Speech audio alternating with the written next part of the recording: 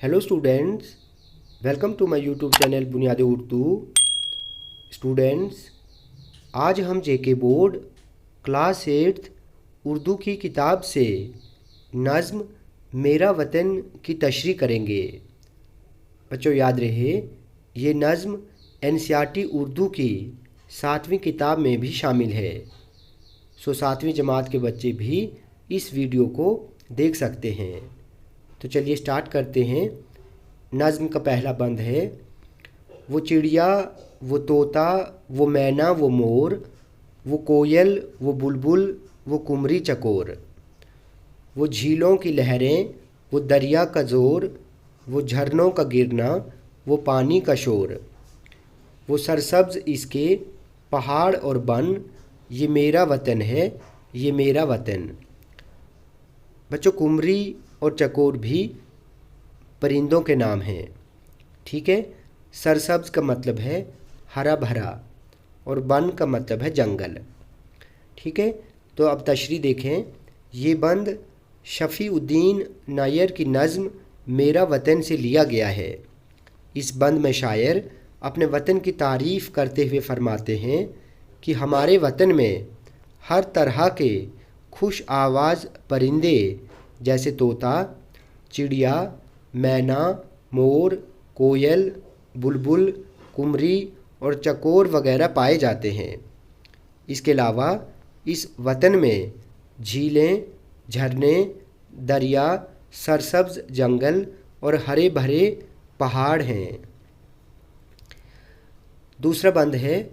वो गल्ले, वो मेवे, वो तरकारियाँ, वो खुशरंग फूलों की गुलकारियाँ, वो सरसब्ज़ बागों की फुलवारियाँ, वो सैराब और खुशनुमा कियारियाँ, ज़मीनें वो ज़रखेज़ दिलकश चमन, ये मेरा वतन है, ये मेरा वतन। बच्चों, गले का मतलब है अनाज, तरकारियाँ का मतलब है सब्ज़ियाँ, खुश रंग का मतलब है खूबसूरत और गुलकारियाँ का मतलब है गुल बूटे का काम। सरसब्ज़ का मतलब है हरा भरा। फुलवारियाँ का मतलब है यानी बागीचा, जहाँ पे तरह तरह के फूल जो हैं वो खिले होते हैं। सैराब का मतलब है पानी से भरा हुआ। खुशनुमा खूबसूरत। कियारियाँ आप जानते हैं, जहाँ पर हम सब्ज़ी वगैरह लगाते हैं। ठीक है। ज़मीनें वो ज़रखेज़, ज़रखेज़ का मतलब है फ़ायदेमंद वाली ज़मीन, ऐसी ज़मीन जहाँ पर अच्छी फसलें उगती हों। दिलकश का मतलब है दिल को लुभाने वाला। ठीक है। तो ये बंद शफ़ीउद्दीन नायर की नज़्म मेरा वतन से लिया गया है। इस बंद में शायर अपने वतन की तारीफ़ करते हुए फरमाते हैं कि हमारे वतन में तरह तरह के अनाज, मेवे और सब्ज़ियाँ उगती हैं, तरह तरह के फूल खिलते हैं, वतन सरसब्ज़ बागों से लहराता है, यानी हरे भरे बागों से लहराता है। हमारे वतन की ज़मीन बहुत ज़रखेज़ है, जहाँ पर तरह तरह की फसलें उगाई जाती हैं। हमारा वतन बहुत ही खूबसूरत और दिलकश है। नज़्म का आखिरी बंद है। पहाड़ों का मंज़र, बनों का समा है, इनमें हज़ारों ही चश्मे रवां, कहाँ तक बयां इसकी हूँ खूबियाँ, है फिरदौस का इस चमन पर गुमा। ये बाग़ इरम है, ये बाग़ अदन, ये मेरा वतन है, ये मेरा वतन। बच्चों, मंज़र का मतलब है नज़ारा।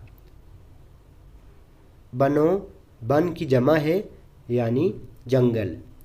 समा का मतलब है नज़ारा। रवां का मतलब है बहता हुआ। फिरदौस का मतलब है जन्नत। चमन का मतलब है बाग और गुमा का मतलब है शक। बाग इरम और बाग अदन ये दोनों जन्नत के बाग हैं। ठीक है।